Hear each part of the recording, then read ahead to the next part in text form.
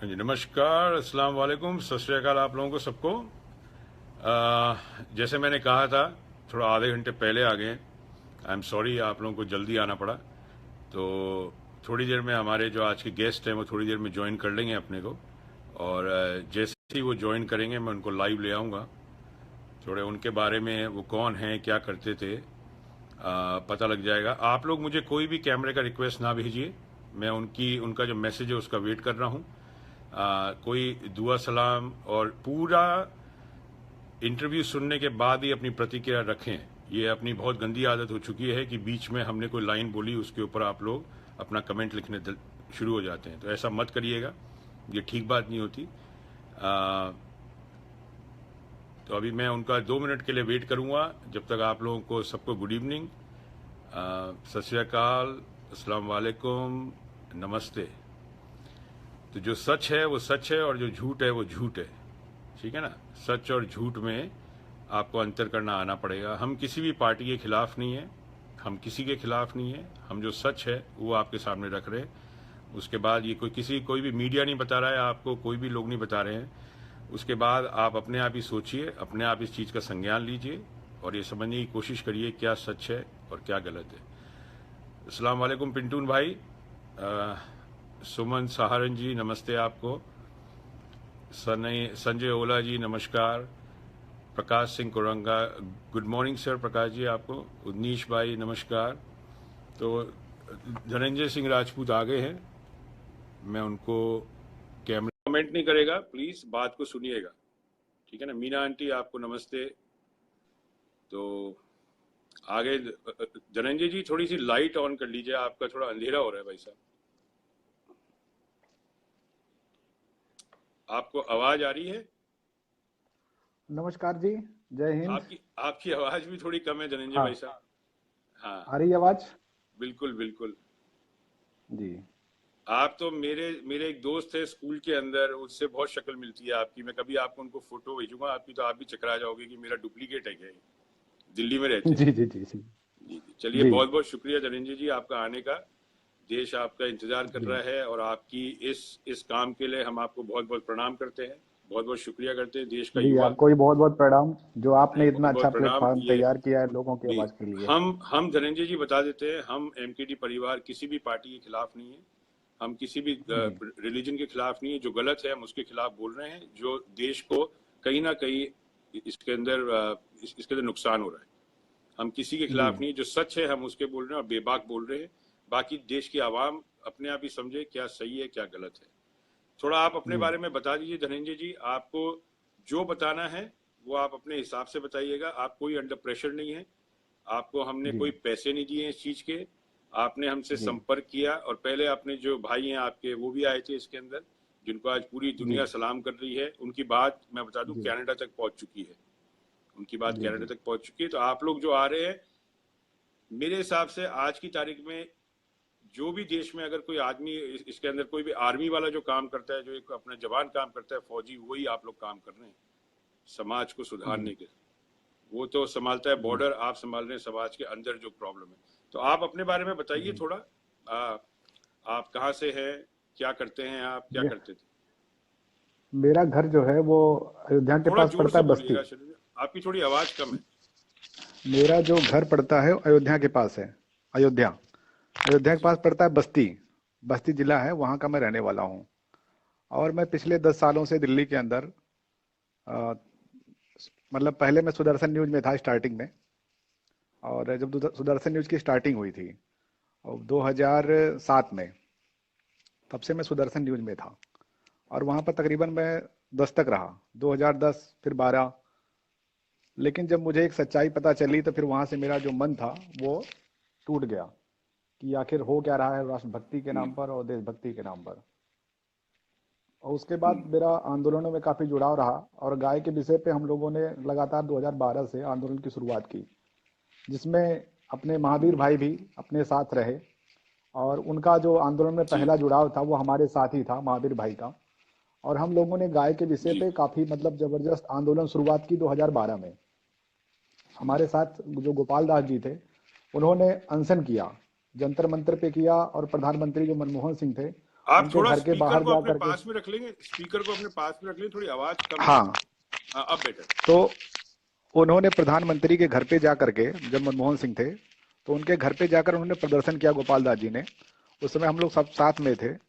और उसके बाद आंदोलन गोपाल दास जी ने शुरू किया गाय के विषय को लेकर के। उनका सीधा विषय ये था कि जो ये मतलब चारागाह है, जो गाय भूखी मर रही है सड़क पे, वो क्यों मर रही है।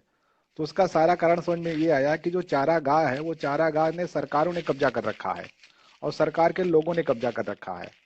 और संत जी ने इस विषय को लेकर के कांग्रेस सरकार में 2012 से लेकर के लगातार 2014 तक तो अनशन ही करते, उन्होंने 142 दिन का अनशन किया था।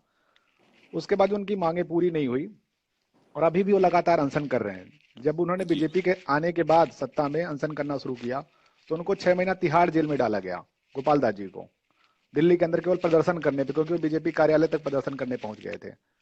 और उन्होंने फिर राष्ट्रपति प्रधानमंत्री क्या नाम है, संसद भवन भी घेरने का प्रयास किया था, तो उनको कई बार गिरफ्तार किया गया। और जंतर मंतर के ऊपर तकरीबन 2 साल तक संत गोपाल दास जी गाय को बांधे खड़े थे, मतलब वहीं पर। लेकिन मुझे ये यहाँ ये सारे चीजों को देखकर ये लगा कि जैसे कि आपके साथ आपके सामने जैसे महावीर भाई आए थे, उन्होंने जो सारी घटना बताई वो बहुत ही एकदम एक्यूरेट घटना है कि किस तरह से हम लोगों ने आंदोलन शुरू किया और किस तरह से बीजेपी ने उस आंदोलन का हाईजैक किया और पूरे देश में गाय के नाम पर उन्होंने दंगे करवाने शुरू किए। हमारा उद्देश्य दंगा करवाना नहीं था, हमारा उद्देश्य तो गाय बचाना था। लेकिन जी। उनका उद्देश्य क्या था कि गाय के नाम पर दंगा करवाना और गाय के नाम पे समाज को भड़काना। उसके बाद मोदी जी ने फिर लंबा लंबा भाषण देना शुरू किया। और मोदी जी ने नहीं किया, सारे लोगों ने भाषण देना शुरू किया कि ये हाँ, पिंक सभी रेवोल्यूशन है, ये दुनिया भर की सारी चीजें। और समाज के अंदर एक वैमनस्य को पैदा कर दिया गया। हालांकि जो गाय की चारागाह की जमीन है उसको किसी मुसलमान ने नहीं कब्जा कर रखा है, बल्कि हमारे समाज के लोगों ने ही कब्जा कर रखा है या हमारी सरकारों ने कब्जा कर रखा है। पूरे भारत के अंदर 3,32,50,000 एकड़ जमीन है चारागाह की। उसके बावजूद भी गाय सड़क पे पॉलीथीन खा के मर रही है। देश के प्रधानमंत्री कहते हैं कि जो गाय है वो गाय कटने से नहीं मर रही, पॉलीथीन खाने से मर रही। लेकिन इसको रोकेगा कौन, उसको चारागाह दिलाएगा कौन आखिर। तो ये इतना गंभीर विषय था। और आपके सामने ये देख लीजिए, जो महावीर प्रसाद खिलेरी गाय को बचाने के लिए आए थे भाई हमारे साथ, उन भाई को बीजेपी ने इस तरह हाईजैक कर लिया कि उनको हिंदू मुस्लिम वाला बना दिया कि ये मुसलमान गाय काट रहा है। लेकिन वास्तविकता क्या है, ये सरकार काट रही है। चाहे वो इससे पहले वाली सरकार हो, चाहे ये वर्तमान सरकार हो, काटने का काम तो सरकारों का होता है और लाइसेंस देने का काम सरकारों का है। तो ये एक सिस्टमेटिक एक साजिश है जो मतलब क्या कहा जा सकता है कि ये दोनों तरफ से हुआ कि एक तरफ से इन्होंने दंगा भड़काने का काम किया और दूसरी तरफ से जो दूसरी पार्टियां थे उन्होंने उसको भजाना शुरू कर दिया। और मैंने देखा कि पूरे चुनाव में, जो यूपी का चुनाव हुआ चाहे इससे पहले जो चुनाव हुआ, वहां पर एक ही मुद्दा रहा कि क्या नाम है, अगर आप बीजेपी को वोट नहीं देंगे तो सारे हिंदू जो उनको मुसलमान काट देंगे, खत्म कर देंगे मार करके। और दूसरी पार्टी वाले जो लोग थे उन्होंने ये प्रचार किया कि अगर इनकी सरकार आ गई, मोदी की और योगी की सरकार आ गई, तो वो सारे मुसलमानों को मार के खत्म कर देंगे। तो ये दोनों की आपस में राजनीति एक ही क्या थी, है। नफरत की। हाँ, आपस में एक ही है। मतलब दोनों लोगों ने नफरत फैलाया। और इन सबको देख करके मन के अंदर इतनी मतलब अपने आप से घृणा पैदा हो गई कि हम लोगों ने किस काम के लिए आंदोलन शुरू किया था, किसी की जान बचाने के लिए, किसी की जान लेने के लिए नहीं। लेकिन इस आंदोलन को उन्होंने इस कदर बदनाम कर दिया कि इन्हीं अपने ही मुंह से कर रहे हैं। इन्होंने, बीजेपी ने बाकायदे एक गौरक्षा प्रकोष्ठ बनाया था और उस गौरक्षा प्रकोष्ठ के लोगों ने बाकायदे मतलब हम लोगों को हाईजैक कर लिया, जिसमें महावीर भाई भी हमारे साथी थे और ऐसे तमाम साथियों को उन्होंने हाईजैक किया। तो ये सारी जो घटना घटी हमारे सामने, मुझे ये लगा कि कहीं ना कहीं ये समाज को आपस में लड़ाने की जो अंग्रेजों की नीति थी कि हमको बिल्कुल। आपस में लड़ाया जाए और उनका काम चलता रहे। जैसे उस समय हुआ था अंग्रेजों के समय में कि हिंदू मुसलमान जैसे मंदिर में जाकर के गाय काट के डाल देना, मस्जिद में जाकर के गलत जानवर को डाल देना, तो ये काम करके वो हमसे लड़ाते रहे और अपना वो काट काट के मांस खाते रहे। और आज भी सेम वही कहानी हो रही है, गाय के नाम पे हिंदू मुसलमान आपस में लड़ रहा है और ये सरकारें उसका व्यापार कर रही हैं। और जो जो पूरा का पूरा ये मतलब मैंने राजनीति देखी, जो समझ में आया मुझे मुझे ये समझ में आया कि ये सारे के सारे एक हैं। सत्ता इनको मिले या उनको मिले, कोई दो नहीं है, सारे एक हैं। सबका काम एक ही करना है। जो काम मनमोहन सिंह काम कर रहे हैं तो उसी काम को मोदी जी कर रहे हैं और बहुत अच्छे तरीके से कर रहे हैं। उनका काम हो उनसे सकता है थोड़ा सीख स्लो लिए, वो रहने। उनसे सीख लिए कि क्या गलती है, कैसे सुधार लाना है। तो ये जो जितनी हाँ, भी मौतें हुई, पहलू खान की, इसके अंदर चंदन गुप्ता की और सब, इसके मौत का जिम्मेदार तो फिर ये लोग ही हुए। हाँ, ये सच्चाई है कि इसके सारे जिम्मेदार यही लोग हुए, क्योंकि हम लोगों ने जो आंदोलन किया तो बचाने के लिए किया था, किसी को मारने के लिए नहीं किया था। आज तक हम्म, मैंने किसी भी आदमी को एक थप्पड़ तक नहीं मारा है, और न गोपाल दास जी ने किसी आदमी को एक थप्पड़ मारा होगा, जितने भी हमारे साथी हैं बिल्कुल किसी ने नहीं बिल्कुल मारा। बिल्कुल बल्कि बिल्कुल। हमारे मैं ये आंदोलनों में शामिल मेरे होते को हुए बिल्कुल, हाँ बिल्कुल साहब, मेरे को बिल्कुल हम। याद है कि हमारे हमारे वहाँ पे जयपुर में भी आज से 25 साल पहले हमने भी देखे हैं कि कैसे गौशाला चलती थी। आज भी, पहले तो सब जगह गौशालाएं होती थी, फिर तो जमीनें कम पड़ने लगी, जी बिल्डर्स आ गए, गौशालाएं हटने लग गई। मगर ये सब जो हो रहा है जी पिछले 2-3 साल में, इसके अंदर बीजेपी का जो इसके अंदर आईटी सेल कैसे चलते हैं ये बताइए। जैसे कांग्रेस का कोई बोलते हैं ये आपस में ही है, दोनों मिले हुए हैं, ये जो प्रोपेगेंडा फैलाया था सारा, ये आईटी सेल वालों ने फैलाया था। इंस्ट्रक्शंस जी कौन जी देते हैं, ये थोड़े उस पर थोड़ी ये सी रोशनी डालिए। जी, मैं यही बताना चाह रहा हूँ कि ये बीजेपी और कांग्रेस दोनों का आईटी सेल एक है, दो नहीं है। दोनों का आईटी सेल एक है और संचालित करने वाला एक ही व्यक्ति है। जिस व्यक्ति को बीजेपी ने हायर किया था चुनाव जीतने के लिए, उसका नाम है पीके। तो जो पीके की पूरी टीम थी, जो 2014 के चुनाव के लिए कंपेनिंग कर रही थी, और 2014 से पहले जो इनकी कंपेनिंग थी, क्या नाम है, 2012 की, जो 12 क्या मान के 13 के अंदर जो चुनाव चल रहा था गुजरात के अंदर सीएम बनाने के लिए, उसमें भी कंपेनिंग इनके हाथ में थी। बहुत हाईटेक प्रचार, बहुत हाईटेक 3D कॉन्फ्रेंसिंग, तमाम सारी चीजें की गई थी। तो इनको जो हायर किया था बीजेपी ने 2014 के लिए, इतना अच्छा प्रोपोगंडा फैलाया गया। और जो हम लोगों ने आंदोलन किया था, चाहे वो काले धन पे रहा हो, चाहे गाय पे रहा हो, चाहे जो भी मुद्दा रहा हो, सारे, चाहे राइट टू रिकॉल, जो भी मुद्दे, सारे मुद्दे, उन सारे मुद्दों को उन्होंने हाईजैक कर लिया पूरे के पूरे देश के आंदोलन को। और इन्होंने भजा करके कांग्रेस को भ्रष्ट, बेईमान, सब कुछ घोषित जो करना था वो कर दिया। इस करने में सफल भी रहे ये लोग। उसके बाद समाज को इन्होंने जो लड़ाना शुरू किया, उसी आंदोलन में सबको सबको लड़ा भी दिया, हिंदू मुसलमान भी कर दिया सारा। तो उसके बाद क्या हुआ कि जो इनकी टीम थी, क्या नाम है, प्रशांत किशोर की, इस प्रशांत हम्म, किशोर की टीम को बीजेपी ने तोड़ दिया। और प्रशांत किशोर इनसे अलग भाग गए फिर, क्योंकि इनको तोड़ दिया गया। तो अभी जो हम्म, प्रशांत किशोर की बी टीम मान सकते हैं, वो बीजेपी के पास है। और क्योंकि प्रशांत किशोर को उन्होंने बहुत बड़ा लॉस दिया, मतलब नुकसान पहुंचाया, तो प्रशांत किशोर फिर इस गुस्से में चले गए बिहार, नीतीश कुमार के पास। और नीतीश कुमार को उन्होंने वहां पर सारी विपक्षों को एक कर दिया, लालू को और कांग्रेस को, सबको एक साथ करके उन्होंने बीजेपी हरा जी दिया। बड़ी सफलता मिली। और वही सेम कहानी वो यूपी में करना चाह रहे थे कि क्या नाम है, अखिलेश हम्म, को, मायावती को और कांग्रेस सबको जोड़ना चाह रहे थे, जिसमें मायावती नहीं जुड़ी। और मायावती न जुड़ने का परिणाम ये हुआ कि बीजेपी की सरकार जो है वो यूपी में बन गई। तो ये सारा का सारा मतलब चल तो एक ही दिमाग रहा है, उसके दो पार्ट हो चुके हैं। और ये सारा का सारा र्यूमर फैलाने का काम जो है, वो हकीकत यही सच्चाई है कि वो सारा का सारा काम जो है वो आईटी सेल ही करता है। जैसे अभी आपके सामने जो हम्म, घटना घटी है, एक आईटी सेल का लड़का भी गिरफ्तार जो हो गया है बनारस के अंदर। जी दूसरा जी आईटी सेल का जो जी जी संस्थापक जी। था वो छोड़ के चला गया है आईटी सेल। और उसने रिजाइन कर दिया है कि भाई हम्म, मेरा बीजेपी से कोई प्राथमिक सदस्यता भी नहीं है और मैं यहाँ से जा रहा हूँ। हम्म, क्योंकि ये सारी बातें सबको समझ में आ गई है। हालांकि सारे लोग, ये पता था कि हम समाज में क्या कर रहे हैं, बेमनस फैला रहे हैं। और आपस में लड़ा करके आज देख लीजिए, देश के अंदर ऐसे हालात बना दिए इन्होंने कि आज एक आदमी अपने आप को मुसलमान कहने से डर रहा है, एक आदमी अपने आप को चंदन लगाने से और अपने आप को हिंदू कहने से डर रहा है। इस तरह के बिल्कुल। हालात मतलब पूरे भारत के अंदर फैला दिया गया है। और 2019 के चुनाव के लिए क्या क्या होगा इसके बारे में हम कुछ भी नहीं बता सकते अभी आपको। लेकिन ये अपने आप में मतलब ये पूरे समाज को तोड़ने वाली बात है। किसके लिए? वोटों के लिए, सत्ता के लिए। तो मुझे ये समझ में आया कि जो सत्ताधारी लोग हैं, उनमें मतलब उनको देश से कोई लेना देना नहीं है। उनको केवल और केवल अपनी सत्ता प्यारी है। और सत्ता के लिए वो कुछ भी क्या कर सकते हैं, चाहे हिंदू मर जाए चाहे मुसलमान मर जाए, उनको कोई फर्क पड़ने वाला हाँ, गरीब आदमी नहीं है। मरेगा इसमें, तो अमीरों को तो कोई फर्क नहीं पड़ता, गरीब ही आदमी मरेगा। ठीक मैं है। तो गरीबी, मर तो गरीब ही रहा है ना। बिल्कुल। कोई मांस का व्यापारी नहीं बिका, मरा ना कोई नेता मरा। मरते वो बेचारे, वो क्या नाम है, जो इनोसेंट पीपुल हैं वो मर रहे हैं, जिनको ये भी नहीं पता कि वो गाय दूध निकालने के लिए जा रहे हैं, उनको भी इनोसेंट लोगों ने ही मारा। ऐसा नहीं को आतंकवादी थे कोई, मारने वाले भी सही इनोसेंट बात। थे और मरने वाले भी इनोसेंट थे। दोनों को राजनीति नहीं पता कि लोग कर क्या रहे हैं, हमको आपस में हम्म, लड़ा कैसे रहे हैं। उनके अंदर इतनी ये गौभक्ति जो भर दी गई कि हर आदमी जो गाय लेकर जा रहा है वो कसाई है, ऐसी मानसिकता भर दी गई। तो ये जितने भी पेजेस आज की तारीख में चल रहे हैं, वायरल इंडिया है या जो भी पेजेस चल रहे हैं, और हमने सुना है पहले उन्होंने भी बताया था, जो पहले भैया आए थे इसके अंदर, उन्होंने भी बताया ये जी कि जितने भी आर्मी के ऊपर पेजेस चल रहे हैं, चाहे क्या इसमें कितनी सच्चाई है? आर्मी के पेजेस ये बना रहे हैं और सब कर रहे हैं, इसका प्रोपेगेंडा आर्मी पेजेस के थ्रू। जो लोग बाग भोले हैं, उन लोगों को समझ में नहीं आता है, वो समझते हैं आर्मी वाले। एक मैंने पेज देखा, अजीत डोवाल जी का भी पेज बना रखा है, जिसमें 2.25 लाख आदमी है, जो कि फ्रॉड पेज है अजीत डोवाल जी का। उसके अंदर हिंदुत्व की बातें हो रही है। अजीत डोवाल जी का तो कोई जी पोस्ट नहीं है खुद का। ये क्या है? ये पूरा नहीं ये ऐसे पेजेस क्रिएट करते हैं, और वे क्या है? ये ऐसा नहीं कि केवल अजीत डोभाल के नाम से वो करते हैं, वो सारे जितने भी खिलाड़ी हैं, जितने भी एक्टर हैं, मतलब जो नामी गिरामी लोग हैं, उनके नाम से उनका फैन क्लब बना देना, उनके नाम से पेज बना देना, उनके नाम से ग्रुप बना देना, फिर उसमें अधिक से अधिक लोगों को जोड़ना, और कुछ दिन बाद उस पेज का नाम बदल देना, उस ग्रुप का नाम बदल देना। ये इनका बहुत बड़ा काम है। और उसके फिर उस पेज के थ्रू जो है वो समाज में वैमनस्यता फैलाना और किसी पार्टी विशेष का प्रचार करना, मतलब दोनों काम है, एक तो वैमनस्यता फैलाना, दूसरा प्रचार करना। तो समाज जो ये तो ट्रेंड बन गया है कि समाज अगर टूटेगा तो वोट बैंक बढ़ेगा। इसी बात को लेकर सारी लड़ाई चल रही है।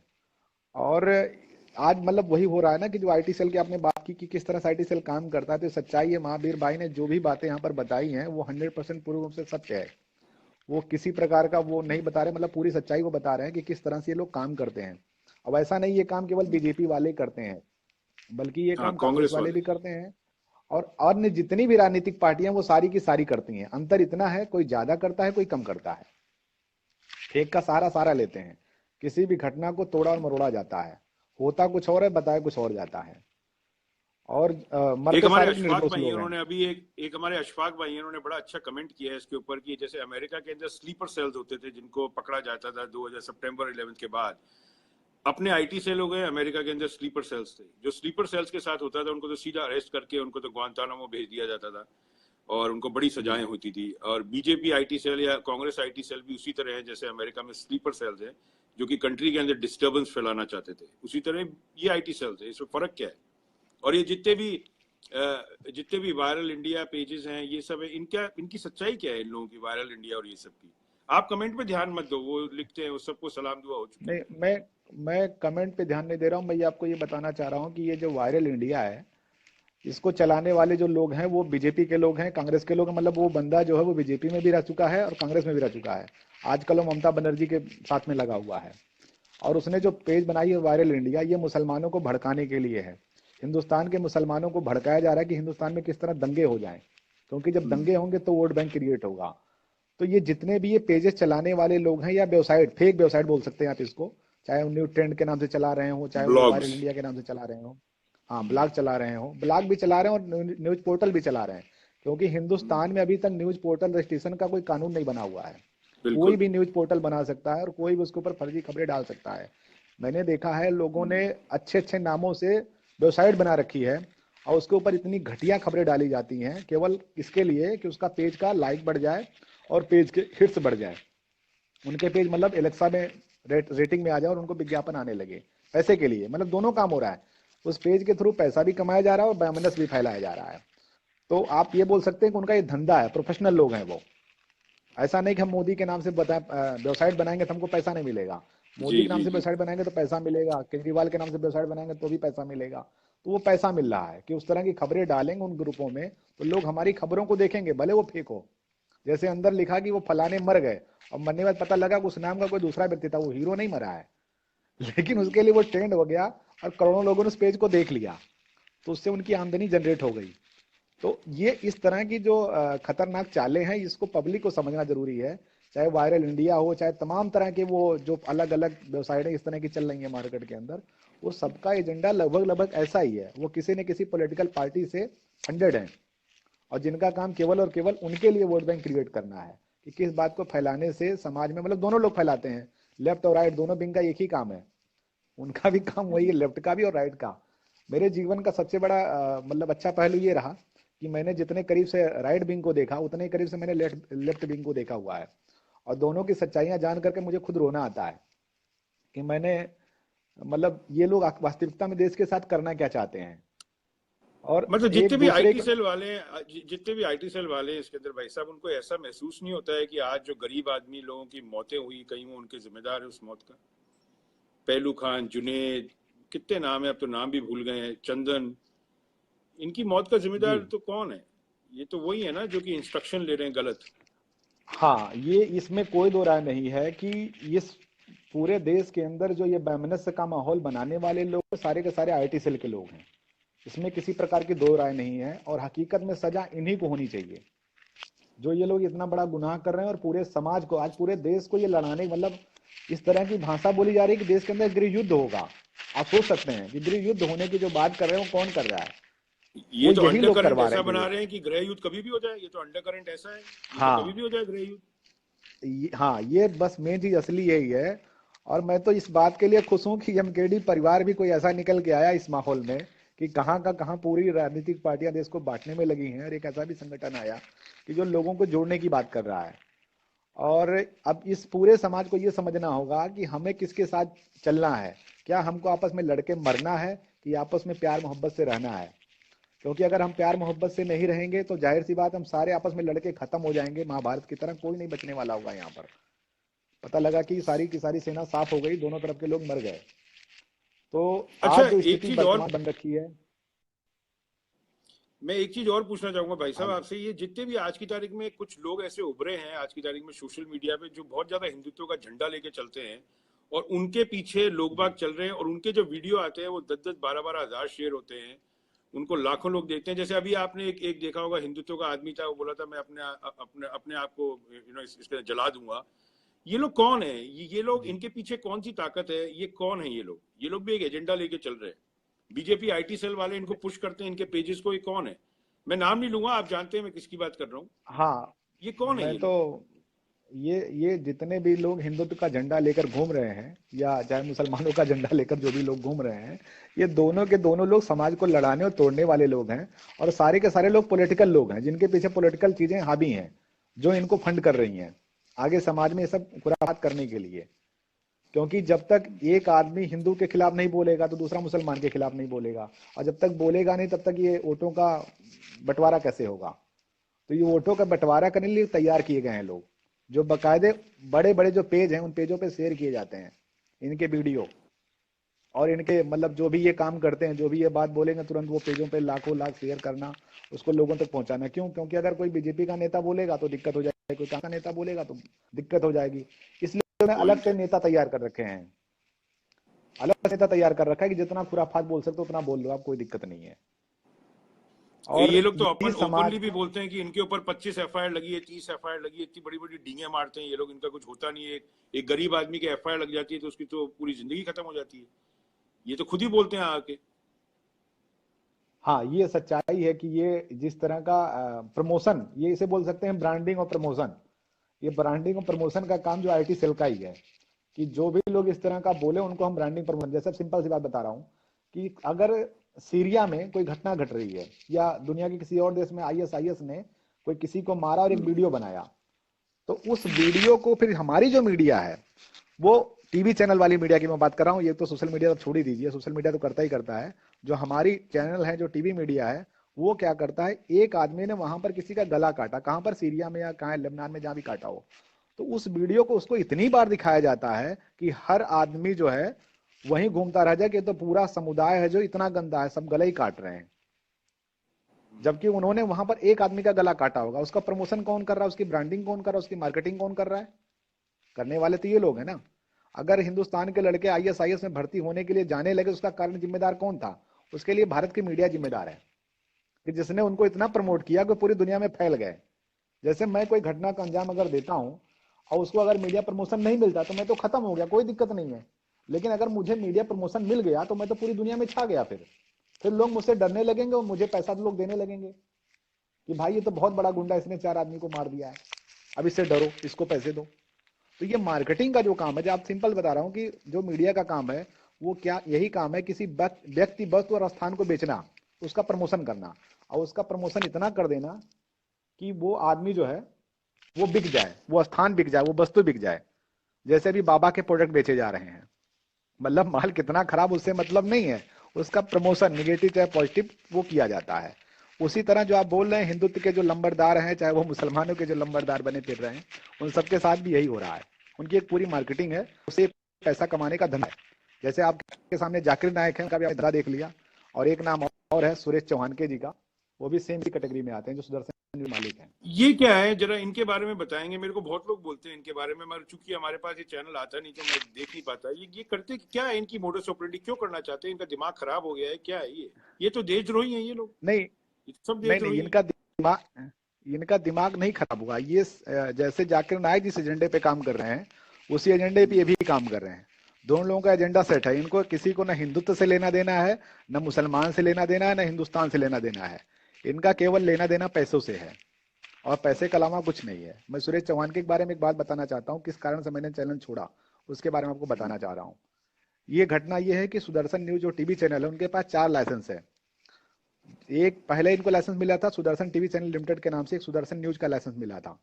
उसके बाद इनको 3 लाइसेंस और मिला, एक ए टू जेड डॉक्यूमेंट्री के नाम से, एक ए टू जेड न्यूज के नाम से, और एक एक साई टीवी के नाम से। तो ए टू जेड डॉक्यूमेंट्री जो चैनल इनका था, इन्होंने इस चैनल पे बकायदे बाइबल टीवी चलाया। आप जाकर के गवर्नमेंट पे साइट पे चेक कर सकते हैं। इसके मेरे पास आप एक मेरा ब्लॉग है सच.blogspot.com, उस पर भी देख सकते हैं कि इन्होंने बकायदे बाइबल टीवी चलाया। सोच सकते हैं कि एक आदमी हिंदुत्व का लंबरदार जो है, अपने आप को हिंदुत्व का भगवा ब्रिगेड जो भी बोल सकते हो, अपने आप को मोहन भागवत से भी बड़ा समझते हैं, तो उन्होंने बाइबल टीवी चलाया बकायदे, और लंबे समय तक चला। बाद में उन्होंने चैनल बंद कर दिया जब उनके पास हिंदुत्व की फंडिंग मोटी आने लगी। तो मतलब उधर से भी पैसे खाए, उधर से भी पैसे खाए। एजेंडा क्या है? पैसा। और आज वो अपने पूरे भारत में यात्रा लेकर घूम रहे हैं कि हम दो हमारे दो, और उस एजेंडे पे पूरे हिंदुस्तान में दंगे करते फिर रहे हैं कि मुझे हैदराबाद में मारा गया, मुझे यहाँ मारा गया, मुझे वहां मारा गया। तो ये जितने भी हिंदुत्ववादी या मुस्लिमवादी नेता, वो सारे इसी राग में गा रहे हैं। क्यों? क्योंकि इनकी दुकान यही है। अगर ये ऐसा नहीं करेंगे तो इनको पैसा कौन देगा? इन्होंने मतलब सुरेश चौहान के ने पूरे हिंदुस्तान का कोई ऐसा जिला नहीं छोड़ा है जिस जिले से लोगों को लूटा ना हो इन्होंने, राष्ट्रवाद के नाम पर, हिंदुत्व के नाम पर। और यही सेम कहानी बाकी जो ब्रांड है उनके साथ भी यही कहानी है, उन्होंने भी सेम यही काम किया है। आप सोच सकते हैं कि ये कैसे लोग हैं जो समाज का शोषण कर रहे हैं राष्ट्रवाद के नाम पर। कर क्या रहे हैं? हिंदुस्तान के अंदर दंगे करवाने का काम कर रहे हैं, और कर रहे हैं कि हम राष्ट्रवादी हैं, राष्ट्र सर्वप्रथम है। ये जो एकदम से वर्ड आ गया था, ये लोग सब लोगों को सर्टिफिकेट बांटते फिरते थे देशभक्ति के, और ये भी सब प्रोपेगेंडा था कि देशभक्ति के सर्टिफिकेट दे रहे हैं, किसी जी को भी जी कुछ जी, भी बोल रहे हैं। जी ये सबसे बड़ा प्रोपोगंडा है कि जो भी व्यवस्था के खिलाफ बोले और जो इनके खिलाफ बोले, उसको तुरंत मुल्ला घोषित कर दो, तुरंत पाकिस्तानी घोषित कर दो, तुरंत देशद्रोही घोषित कर दो, और तुरंत जो है वो अमेरिकी एजेंट घोषित कर दो, CIA का। मेरे मतलब को भी कोई बोलते एंगल। हैं ये सब चीजें, मेरे को भी हाँ बोलते हैं ये सब हाँ, तो चीजें आज 2 साल। कोई को, कोई एंगल बचना नहीं चाहिए ना। अभी तो IS नहीं बोल रहे हैं ना आपको। दिक्कत तो ये है, क्योंकि आप गाली नहीं दे रहे हैं, आप प्यार से बोल रहे हैं। और ये जो आप प्यार से बोल रहे हैं, यही इनकी कमजोरी है, कुछ कर नहीं पा रहे हैं। प्रयास तो पूरा कर रहे हैं आपको रोकने का, कि कैसे इनको रोका जाए। हम शुरू से मोहब्बत के दंगे में इस चीज पे बड़े अडिंग थे कि कोई गाली गलौच नहीं करेगा। आज उसका नतीजा आप सबके सामने, जितने भी परिवार में लोग हैं, कि अपनी जीत इसीलिए है कि अपनी जो भाषा है वो अलग है, इनकी भाषा अलग है, और लोग बाग पहचानते हैं अच्छी भाषा क्या है। जी। चलिए, और और ये मुझे इसके अंदर कांग्रेस जो का जो IT सेल चलता है, जो हुआ था, जो IT सेल ने प्रोपेगेंडा फैलाया था गुजरात के चुनाव में और पंजाब के चुनाव में, उसके ऊपर आपका कुछ कुछ है, आपके कुछ पॉइंट्स? आ, ये जो गुजरात का चुनाव हुआ था, आप देखिए, सिंपल सी बात है, किसी एक शब्द को तोड़ा मरोड़ा जाना। और मुझे लगता है कि कुछ कांग्रेस के लोग बीजेपी में शामिल हैं और कुछ बीजेपी के लोग कांग्रेस में शामिल हैं। वो तो है। वास्तविकता तो ये है कि दोनों एक है, पहला काम। ठीक है, वो क्या करते हैं कि जब उनको जरूरत होती है, जब वो कमजोर होने लगती है बीजेपी, तो उसको प्लस कर देते हैं। उसी तरह जब कांग्रेस कमजोर होने लगती है, बीजेपी के कुछ लोग उसको प्लस कर देते हैं कि वो खत्म ना होने पाए। वो चलती रहे, क्योंकि जब तक विपक्ष नहीं होगा तब तक देश आगे बढ़ेगा नहीं। आपने देखा होगा कई राज्यों में कि जहां पर पूरा का पूरा दूसरी पार्टी को ही अपने पार्टी में शामिल कर लिया गया, और शामिल करके सरकार भी बना ली गई, और कहा गया कि हमारी सरकार बन गई। तो आप समझ सकते हैं, आज भी कंडीशन ये है कि जो हमारी संसद है, उसके अंदर बीजेपी के अंदर 100 से ऊपर सांसद जो हैं, वो कांग्रेस के सांसद हैं। जो पहले कांग्रेस के सांसद हुआ करते थे, आजकल वो बीजेपी के सांसद हैं। तो आप समझ सकते हैं कि कितना बड़ा लोकतंत्र है और कितनी बड़ी व्यवस्था है। लड़ाया आपस में हमको जा रहा है कि हम हिंदू, हम मुसलमान।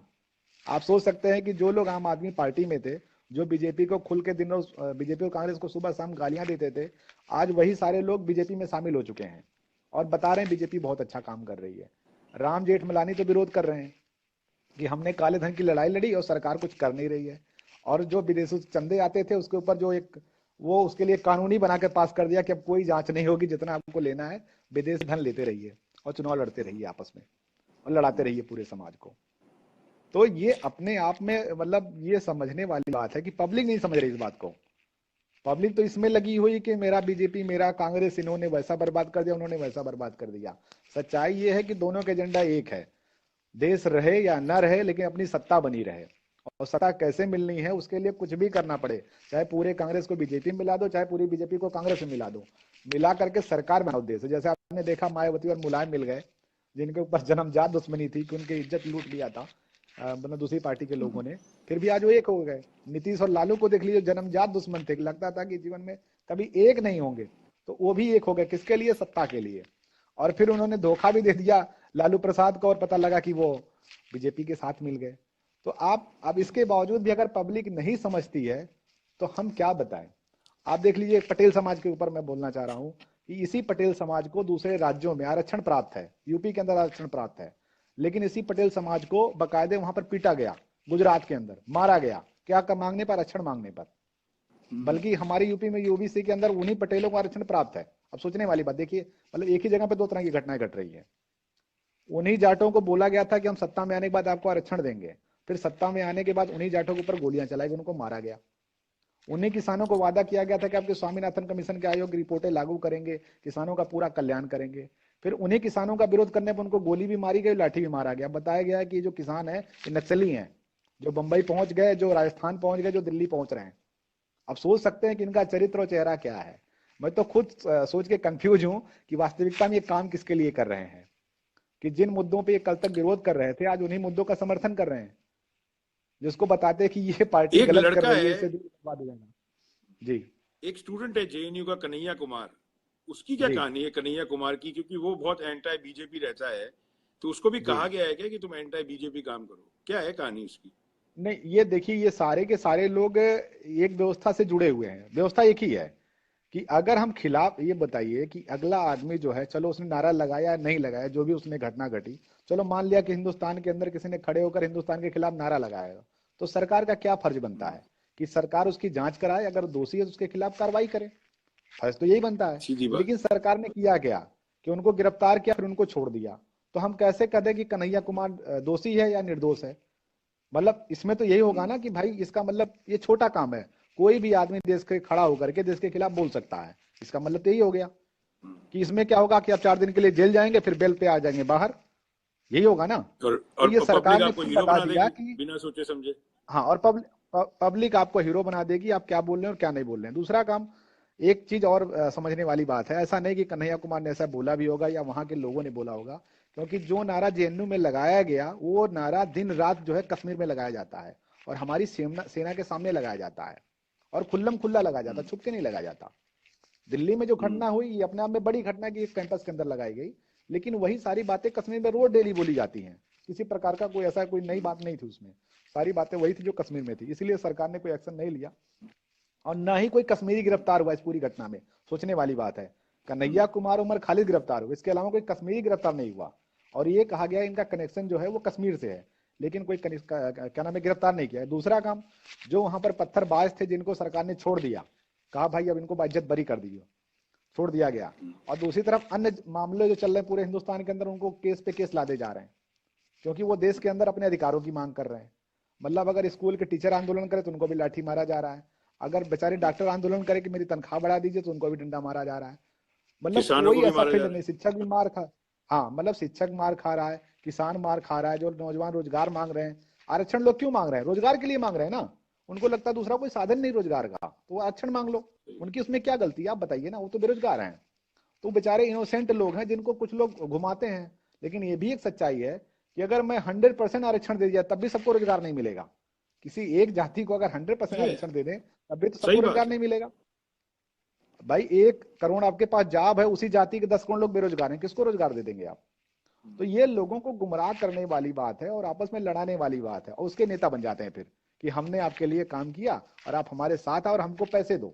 सबसे असली एजेंडा तो पैसे का है। नेता भी बन गए और पैसे भी मिल गया, और उस समाज का भला भी नहीं हुआ। उस समाज ने जो गोली खाई, उन लाशों पर उनकी राजनीति जो है वो सिद्ध हो गई। और वो किसी न किसी राजनीतिक पार्टी के एजेंट बन करके उन्होंने अपनी मलाई जो खानी थी वो उन्होंने खा ली। आपके सामने है ये एक और सारी घटना, मुद्दा, आप देखते जाइए। एक और प्रोपेगेंडा बड़ा फैलाया गया था लव जिहाद का। इसके बारे में जी आपका क्या राय है? लव जिहाद ये क्या है? जबरदस्ती का क्या चीज है? किसी दो लोगों को मोहब्बत हो गई है, आप कौन होते हैं बीच में बोलने वाले? जी, आपकी बात एकदम सच्चाई है कि ये इसमें कोई दो राय नहीं है कि प्यार करना कोई गुनाह नहीं है, और कोई भी प्यार कर सकता है। और प्यार करने वाला व्यक्ति कोई जाति और धर्म नहीं देखता है कि वो किस जाति का और किस धर्म का है, इसमें भी कोई दो राय नहीं है। और ये जितनी भी घटनाएं घटी हैं उसके पीछे एक प्रोपोगंडा तो काम कर ही रहा है लड़ाने का, कि ऐसा नहीं कि केवल हिंदू लड़के मुस्लिम लड़कियों से प्यार कर रहे हैं या प्यार कर लिया जी उन्होंने, जी। ठीक है, या मुस्लिम लड़के ऐसा नहीं केवल हिंदू लड़की से प्यार करना, ऐसा भी नहीं है। आप पूरे फिल्म इंडस्ट्री में देख लीजिए, एक से एक लोग प्यार करके बैठे हुए हैं, शादी करके बैठे हुए हैं। आप सचिन का पायलट को देख लीजिए, उन्होंने उमर अब्दुल्ला की अजी, बेटी से अमेरिका शादी में करके तो बैठे हुए हैं। हिंदुस्तानी तो पाकिस्तानी क्या, शादी कर रहे हैं। हाँ, वही बात है ना कि आप यहाँ तो नहीं, आप शादी हो जाती हम है। करें नेताओं को देख लीजिए, हम करें नेताओं को देख लीजिए, कोई दंगा नहीं हुआ। मतलब अब्दुल्ला की बेटी से शादी सचिन पायलट कर लेते हैं, कोई दंगा तो नहीं हुआ देश के अंदर। लेकिन यहाँ पर क्या होगा, दंगा कराया जा रहा है। इसको आप लव जिहाद नहीं कहेंगे, इसको आप प्यार कहेंगे। आप मुख्तार अब्बास नकवी को देख लीजिए, आप शाहनवाज हुसैन को देख लीजिए, ये कोई लव जिहाद नहीं है। और बाकी जो चीजें हैं वो लव जिहाद है। तो ऐसा भी नहीं, आपने देखा होगा बहुत सारी हिंदू हिंदू से शादी करता है, मुसलमान मुसलमान से शादी करता है, हाँ वहां पर हाँ। भी तलाक की नौबत वहां भी नहीं, वहां भी तलाक की नौबत आ जाती है। वहां भी आपस में एक दूसरे की हत्या तक हो जाती है, पति पत्नी को मार देता है, पत्नी पति को मार देती है। तो हर मुद्दे पे जो है ऐसा नहीं कर सकते कि भाई उसने शादी की, उसने मार दिया, उसने खत्म कर दिया। क्योंकि ये घटना तो हर जाति में, हम जिस जाति के होते उसी जाति में शादी करते हैं अपना गोत्र चेंज करके, फिर भी वहां पर कत्लेआम हो जाता है, एक दूसरे की हत्या हो जाती है, एक दूसरे को लूट लेते हैं लोग। तो और मुसलमान मुसलमान के साथ कर रहा है, हिंदू हिंदू के साथ कर रहा है। तो आप कैसे कर सकते हैं केवल लव जिहाद के केस में ही हत्या हो रही है या लव जिहाद के केस में प्रताड़ना हो रही है? वो तो हर तरह की घटनाओं में हो रही है ना। मतलब अच्छा, ये एक चीज अपने आप और में बहुत बताइए बड़ा। भाई साहब, एक चीज और बताएं, थोड़ा इस पे भी रोशनी डालें। जो एक इसके अंदर जरा बात के अंदर ओएसी है, ये ओएसी का क्या कहानी जी है पूरी? ये क्यों मुसलमान युवा को एक तरफ खींचने की कोशिश करते हैं? क्यों हमसे अलग करने की कोशिश करते हैं? जैसे हमारे हिंदू नेता करते हैं मुसलमानों को ये करते हैं, तो इनके पीछे क्या कहानी है ओएसी की? कोई बोलते हैं बीजेपी के साथ हैं, रियलिटी क्या है? देखिए, ये सच्चाई है कि ये एक पॉलिटिकल लोग हैं, क्योंकि इनको पता ये है कि हमारी जो जमीन है, जैसे अब राज ठाकरे मराठे की राजनीति करते थे कि हम मराठी मराठी मराठी, तो इसी तरह इनकी राजनीति है मुसलमान मुसलमान मुसलमान। जैसे कुछ लोग कहते हैं हिंदू हिंदू हिंदू, तो उनको ये पता है कि इनसे ही इनकी दाल रोटी चलनी है, उसके बाहर कुछ निकल नहीं सकते ये। तो इन्होंने ये देखा जहां पर मुसलमान बहुसंख्यक है वहीं पर जाकर हम चुनाव लड़ जाएंगे, वहां पे चुनाव जीत जाएंगे। और उससे क्या होगा कि जो सपा कमजोर हो जाएगी, बसपा कमजोर हो जाएगी, और हम प्लस में हो जाएंगे। और जब वहां पर हम आ जाएंगे तो दोनों पार्टियां कमजोर हो जाएंगी, जो मुसलमानों का वोट है वो वैसी तरह डाइवर्ट हो जाएगा और बीजेपी आसानी से चुनाव जीत जाएगी। ये भी एक सच्चाई है कि केवल अगर मुसलमान चुनाव लड़ जाए तो भी चुनाव जीतने वाले नहीं है। जीतेगा तो समाज सारा मिलकर ही चुनाव जीतेगा, एक आदमी से कोई चुनाव नहीं जीतता है। सही ओवैसी ने बात भी है। काफी हिंदुओं को टिकट दिया था चुनाव लड़ने के लिए, ऐसा नहीं कि ओवैसी ने मुसलमानों को लड़ाया था चुनाव। जैसे मायावती ने राजनीति तो दलितों की, लेकिन वास्तविकता क्या था, उन्होंने सबसे अधिक टिकट सवर्णों को दिया। टिकट उन्होंने सवर्णों को दिया और पूरी राजनीति उनके दलितों के ऊपर थी कि हम दलित दलित दलितों को उत्थान करना चाहते हैं। वास्तविकता क्या थी कि उनको पूरे चलाने वाले सवर्ण लोग थे।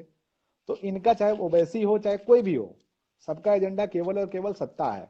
उनको मुसलमानों से लेना देना नहीं, उनको मुसलमानों को भड़का रहे हैं कि आप भड़को और हमारे साथ आओ और हमको पैसे दो और हमारे साथ राजनीति करो, जो हम कहें वो करो। हम कहें दंगा करो तो दंगा करो, हम कहें तो मारो तो मारो। इसी तरह जो दलितों के नेता बन रहे हैं उनके साथ भी सेम यही कहानी, वो भी इसी ट्रैक पे चल रहे हैं कि वो हिंदुओं को गाली दो तो जो दलित होंगे वो हमारे साथ आएंगे, वो हमको पैसा देंगे, वो हमको नेता बनाएंगे। अभी यूपी के अंदर कई पार्टियां बनी है जातियों को लेकर के। कोई निषाद पार्टी बना दिया है जो अभी योगी जी को हरा दिया है, जो वहां पर गोरखपुर के अंदर वो निषाद समाज पार्टी बनाए हुए थे, क्योंकि वहां पर निषाद गोरखपुर के अंदर बहुसंख्यक है। तो उन्होंने उस लाबी को इकट्ठा किया और चुनाव लड़ा दिया। सपा बसपा का भी समर्थन मिल गया, वो चुनाव जीत गए, क्योंकि संख्या बल माने रखता है और जाति माने रखती है। और सेम इसी तरह एक राजभर पार्टी है। तो अब अलग अलग जातियों, मतलब पहले धर्म पे लड़ाई चल रही थी, अब अलग अलग जातियों की राजनीति, और उन सबको बीजेपी भी अपने तरफ शामिल करना चाहती है और कांग्रेस भी शामिल करना चाहती है, और उसको क्या नाम है, बाकी सपा और बसपा भी शामिल करना चाहती है। और इसी तरह जातियों के नेता होते हैं कि ये फलाने जाति के नेता हैं, हमारी पार्टी में फलाने जाति के नेता हैं, हमारी जाति में फलानी जाति के नेता हैं। तो उसके अनुसार फिर गठबंधन पूरा ट्रैक बसाया जाता है कि यहाँ पर किस कैंडिडेट को चुनाव टिकट देंगे, जाति के अनुसार वो जीत जाएगा चुनाव।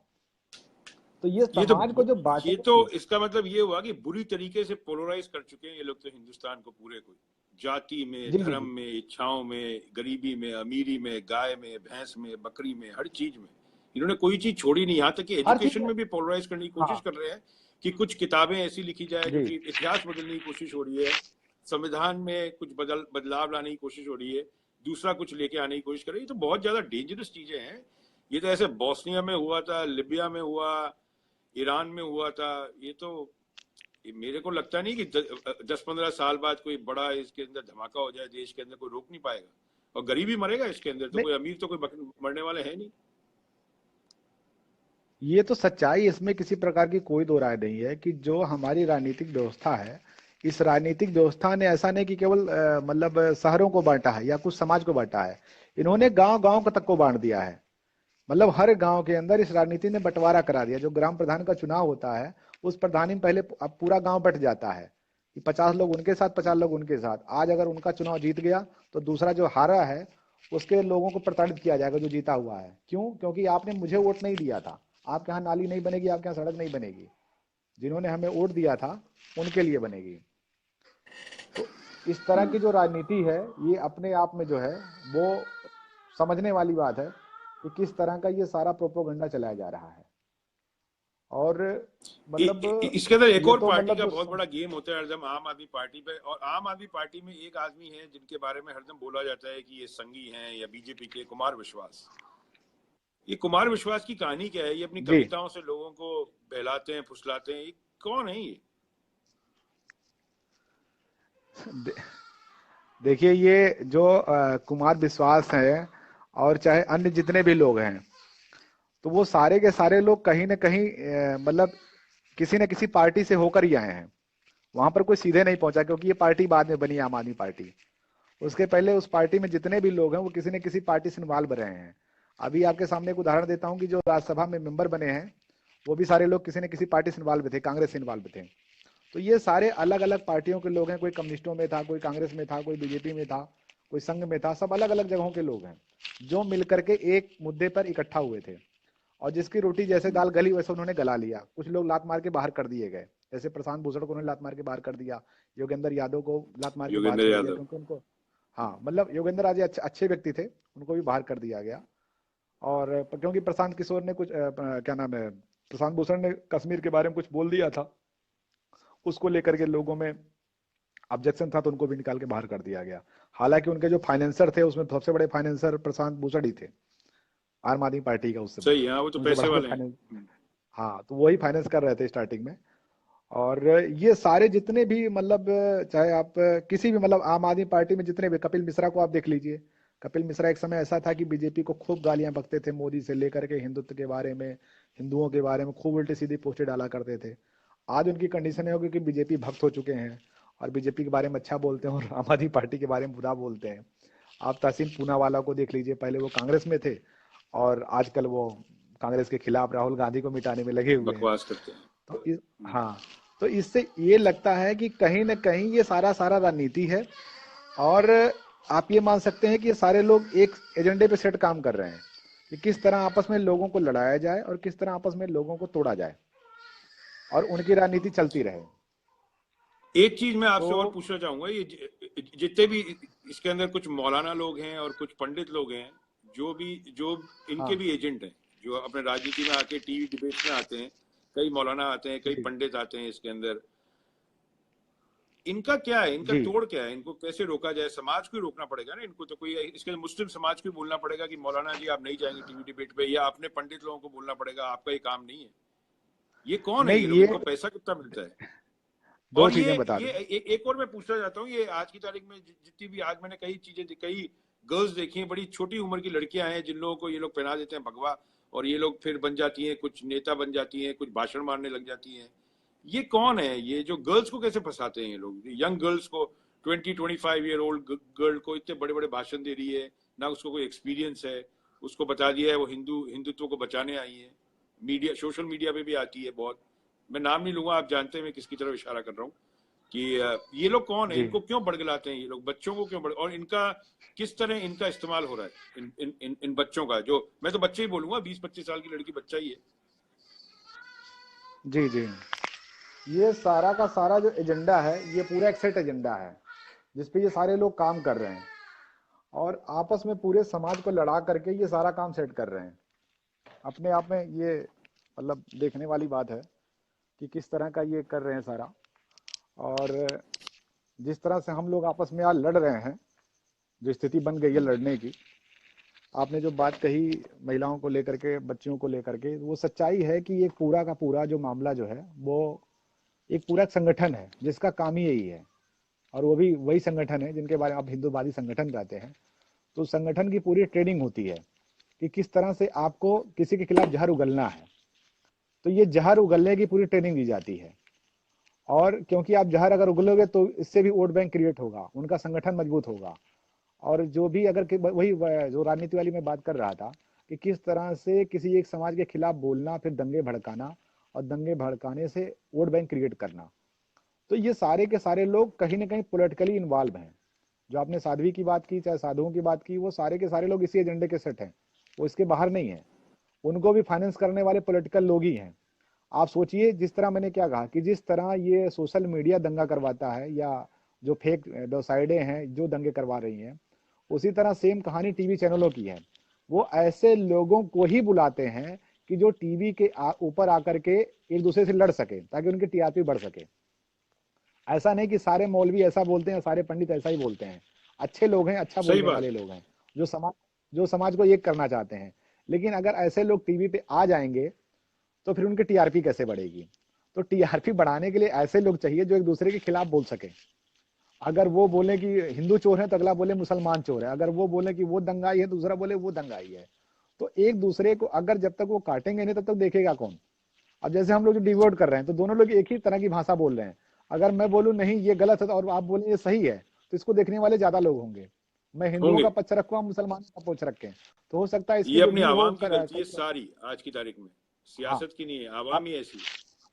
हाँ नहीं, आवाम की गलती तो उस समय भी थी जब इंडिया पाकिस्तान बनाया गया, क्योंकि उसमें पब्लिक को कुछ नहीं पता था। उस पूरे समाज को उस समय भी बांटा गया, किस तरह हिंदुस्तान में दंगे कराए गए, किस तरह हिंदू मुसलमान के नाम पे देश को बांटा गया, किस तरह बांग्लादेश बनाया गया, किस तरह पाकिस्तान बनाया गया। तो ये हमारे पॉलिटिकल लोग थे जिनको सत्ता चाहिए थी, कुर्सी। उनको जनता से मतलब नहीं है। मैंने साफ साफ कहा कि किसी भी नेता को जनता से लेना देना नहीं है। सबका लेना देना केवल और केवल क्या था? सत्ता था। तो उस सत्ता के लिए किसी ने पाकिस्तान बना लिया और किसी ने सत्ता के लिए हिंदुस्तान बना लिया, अपने अपने फायदे के लिए। तो उनका व्यक्तिगत फायदा तो हो गया, क्योंकि वो कहीं वहां का कोई प्रधानमंत्री बन गया, कोई यहाँ का प्रधानमंत्री बन गया। लेकिन आज अच्छा दोनों मेरे देशों का को एक, हालात देखिए। हाँ मैं आपका बहुत टाइम ले रहा हूँ, थोड़ा 5 मिनट और लूंगा। मेरे को एक चीज बताइए कि ये जो पतंजलि ग्रुप है, इसके अंदर एक आदमी बालकृष्ण, जिसका पतंजलि में पार्टनरशिप है इसकी 98.6%, इसके अंदर रामदेव जी का कोई पार्टनरशिप नहीं है, ये लोगों को गलतफहमी है, बालकृष्ण का है। जी ये जो बालकृष्ण आदमी है, इन्होंने ट्रस्ट बना लिया, जी इसमें क्या कांग्रेस और बीजेपी दोनों का पैसा लगा हुआ है क्या? मुझे बड़ा शक है कि इसमें दोनों का पैसा है पतंजलि में। जी। मैं आपको इसमें बताना चाह रहा हूँ, पतंजलि अपने आप में बहुत बड़ा घोटाला है, जिसके अंदर सहारा है का वो पैसा तो। लगा हुआ है। सहारा का अच्छा, पैसा लगा हुआ है। वो जो हाँ अंदर बैठे हैं अभी तक, सुब्रत रॉय जी। हाँ हाँ, अभी तो बाहर आ गए हैं, खैर। उनका पैसा लगा हुआ हम्म, है इसमें, क्योंकि सहारा में सारा ब्लैक मनी लगा हुआ था। वो अमर सिंह से लेकर के, अच्छा। मुलायम सिंह से लेकर के जितने राजनीतिक घराने थे, यहाँ तक कि अमिताभ बच्चन जी का भी, सबका पैसा उसमें जी लगा जी हुआ जी। है सहारा में। हम्म, और उसी पैसे को प्रूफ नहीं कर पा रहे थे कि पैसा है किसका, जिसको लेकर के सारा ये तामझाम हुआ है। ये तो बहुत सारा पतंजलि पैसा क्रिएट जो किया है, गया। हाँ, जो पतंजलि में डाला गया पैसा, वो पतंजलि अपना कारोबार कर रहा है। और सेम इसी तरह जो बाबा ने आंदोलन के नाम पे पैसा इकट्ठा किया, जो राजू भाई ने आंदोलन किया, उस आंदोलन से जो भी पैसा इकट्ठा हुआ, उस पैसे का भी प्रयोग धंधे में किया गया। दूसरा काम, जो बाबा ने फूड पार्क बनाया था, उस फूड पार्क के लिए उस समय जो सरकार थी, कांग्रेस की सरकार थी, और उसके जो मंत्री थे सुबोध कांत सहाय, उन्होंने बकायदे उसमें हम्म, फाइनेंस किया था, और बकायदे उनका जो पार्टनरशिप थी। तो ये सारा का सारा एक ड्रामा था जो पब्लिक को गुमराह करने के लिए था। और ऐसा, आप ये बताइए कि कौन सा बाबा का प्रोडक्ट है जो मिलावटी नहीं है? आप, ये सिंपल सा उदाहरण है कि 6 लाख लीटर, 6 करोड़ लीटर दूध का उत्पादन है, और 68 करोड़ डेली दूध की खपत है हिंदुस्तान के अंदर। उसके ऊपर से लोग शुद्ध देसी गाय का घी खा रहे हैं, जबकि दूध खुद नहीं पीने के हम्म। लिए है। और सुप्रीम कोर्ट खुद हम्म, कहता है कि 80% दूध नकली है। तो उस कंडीशन में आप हम्म, कैसे अंदाजा लगा सकते हैं बाबा शुद्ध सामान बेच रहे हैं? तो ये हम्म, सारा का सारा एक प्रोपोगंडा है, जिस प्रोपोगंडा में हम सारे लोग फंस चुके हैं, क्योंकि बाबा हम्म, राष्ट्रवाद के नाम पे लोगों को माल बेच रहे हैं, जैसे सूरज चौहान के राष्ट्रवाद के नाम पे सबको दंगे करा रहे हैं। तो ये सब हम्म। लोगों ने राष्ट्रवाद और हिंदुत्व को ऐसा, और मतलब इस्लाम को इतना साफ्ट मान लिया है कि लोग मैंने हिंदुस्तान के लोग क्या बोलते हैं, भावनात्मक हैं। तो उनका भावनात्मक शोषण किया जा रहा है। सबसे ज्यादा शोषण जो होता है ना, वो जैसे चाहे राम रहीम हो, चाहे XYZ कोई भी बाबा हो, चाहे जितने भी पॉलिटिकल लोग हैं, सबका काम केवल और केवल भावनाओं को भड़काना, और भावनाओं को भड़का करके वोट बैंक क्रिएट करना। उनसे वोट पैसा, चाहे नोट बोलिए चाहे वोट बोलिए, दोनों उसी से आएगा। जब लोगों की भावनाएं जो हैं वो उद्दलित होंगी, तो उनकी भावनाओं को जगाओ कि आप तो बहुत कट्टरवादी हिंदू हो, आपने ये किया, आप तो मुसलमान हो, आपके साथ अत्याचार हो रहा है। तो उनकी भावनाओं से खेला जा रहा है। और ये जबरदस्त का ये मतलब सारा, उसमें मीडिया का बहुत रोल है, इसमें कोई राय नहीं है। हिंदुस्तान के अंदर जो अवेयरनेस आवाम फैलाने में सबसे बड़ा, मेरे हिसाब से जो आवाम आज की तारीख में भूखी होती है, जिनकी इच्छाएं पूरी नहीं होती, उनकी भावनाएं बहुत जल्दी आहत होती है। जो जी पक्के लोग होते हैं, उनकी भावनाएं आहत नहीं होती, अपने दिमाग से काम करते हैं। हमारे प्रॉब्लम ये है कि हमारी सियासत तो है वो काम कर रही है जी दिमाग से, और जो आवाम है वो काम कर रही है दिल से, जबकि उल्टा होना चाहिए। जी आप कि मैं आवाम करे दिमाग से काम और सियासत करे दिल से काम। ये उल्टा गेम खेला जा रहा है। लेकिन यहाँ इस सब का तोड़ क्या है धनंजय जी? यहाँ इस सब का बेचारे आज की तारीख में जो गरीब लोग हैं, आज की तारीख में यहाँ जितने भी अपने भाई देख रहे हैं, या जितने भी अपने, ये तो मैं शुरू से बोलता आया हूँ कि एकता में ही ताकत है लोगों की। आप एक तरह की भक्ति करने लग जाएंगे किसी भी नेता की, आपको नुकसान ही होगा। आपको अपना जो नेता है जी उसको हरदम उसको कभी भी साफ उससे नहीं देखना चाहिए, बिल्कुल साफ। आप उसको क्लीन चिट कभी ना दें किसी भी नेता को। हर एक नेता में कुछ ना कुछ जी प्रॉब्लम है। आप उस प्रॉब्लम को उभारेंगे तभी पता लगेगा। अरविंद केजरीवाल जी जी के बारे में देखिए, आपका क्या ख्याल है? ये क्या गेम खेलते रहते हैं? इनका क्या है अरविंद केजरीवाल? क्योंकि इनके भी भक्त हैं। आप उनके खिलाफ कुछ बोल देंगे तो आपके उनके भी भक्त हाँ चढ़ जाएंगे। देशभक्त कोई नहीं है, अब देखिए पार्टी मैं भक्त हैं। ये बड़ी बड़ी गलतफहमी है लोगों ने- की। देखिए ये एक बहुत बड़ी सच्चाई है। मैं अरविंद के बात पे बाद में आता हूँ, पहले मैं राजू भाई के बात पे आना चाहता हूँ, कि जिन्होंने देश के अंदर इतना बड़ा आंदोलन खड़ा किया था, और इतना बड़ा संगठन खड़ा किया था, भारत स्वाभिमान ट्रस्ट, जिसके द्वारा पूरे हिंदुस्तान में जन जागरण किया गया, और देश को एक नया राजनीति विकल्प देने की बात की गई। और उनको इस विकल्प के दौरान उनको उनकी हत्या कर दी गई। और हत्या करने वाले कौन लोग हैं, ये तो बाबा रामदेव ही बता सकते हैं। जो आदमी हमेशा निरोगी था, और उस आदमी ने लाखों लोगों का जीवन बदल दिया, स्वस्थ कर दिया, उस आदमी को ये बाबा रामदेव ने मरने के बाद ये कहा कि उनको ब्लड प्रेशर और शुगर तमाम तरह की बीमारियां थी। और अभी कुछ दिन पहले उसका स्थापना दिवस था, क्या नाम है, ये भारत स्वाभिमान ट्रस्ट का। तो बाबा जी ने खुद बोला कि जो क्या नाम है, राजू भाई थे, वो इस तरह बोलते थे, मतलब फेंकते थे वो। तो मुझे वो सुन के आश्चर्य हुआ कि जिस आदमी ने बाबा रामदेव जैसे व्यक्ति को के लिए अपना सब कुछ जीवन समर्पित कर दिया, और पूरी दुनिया में अभी तक वो योग गुरु थे, लेकिन उनको राष्ट्रवादी और क्या नाम है देशभक्त जो घोषित बनाया उन्होंने, वो राजू भाई नहीं बनाया। हालांकि आज तक कोई योगाचार हिंदुस्तान में ऐसा नहीं हुआ जिसने योग को बेचा हो, क्योंकि हमारे यहाँ योग को बेचने की परंपरा थी ही नहीं। योग कोई व्यवसाय नहीं था। इन्होंने योग का व्यवसाय किया, और योग का व्यवसाय किया तो ठीक किया। अब इन्होंने ये कहा कि हम जो देश में नहीं वो करना चाह रहे हैं। अब ये बताइए, हिंदुस्तान के अंदर ऑलरेडी 365 आयुर्वेदिक कंपनियां थी, चाहे वो डाबर हो, चाहे बैजनाथ हो, एक बड़ा नाम था, हिमालयन था, तमाम ब्रांडेड कंपनियां थी। उसके बीच में कोई बिल्कुल। विदेशी कंपनी तो आयुर्वेद का काम नहीं कर रही थी। तो ये किसका मार्केट खाना चाह रहे थे? कोई विदेशी कंपनी जो है वो ये तो प्रोडक्ट नहीं बेच रही थी। सारे देसी लोग बेच रहे थे, च्यवनप्राश भी बेच रहे थे, सारा प्रोडक्ट बेच रहे थे। तो इन्होंने किसको बेचा? और यही सेम कहानी योग की। योग के अंदर ऐसा नहीं कि बाबा रामदेव ही योग बेच रहे हैं। जितने धार्मिक गुरु हैं, 90% हरिद्वार ऋषिकेश के अंदर, मतलब ऋषिकेश तो गढ़ है, क्या नाम है, योगा का, वहां भी एक धंधा बन चुका है।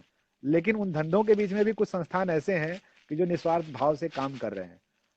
ऋषिकेश में एक स्थान है जहां पर 1 रुपया भी फीस नहीं है योग सीखने की, उसका नाम है योगा स्टडी सेंटर। आप नेट पे सर्च मारेंगे आपको मिल जाएगा। वहाँ एक पैसा नहीं लिया जाता योग सिखाने के नाम पर। बाकी लोग एक एक दिन के क्लास का 2-2 हजार रुपया अंग्रेजों से वसूलते हैं, बाहरी लोगों से वसूलते हैं योग सिखाने के नाम पर।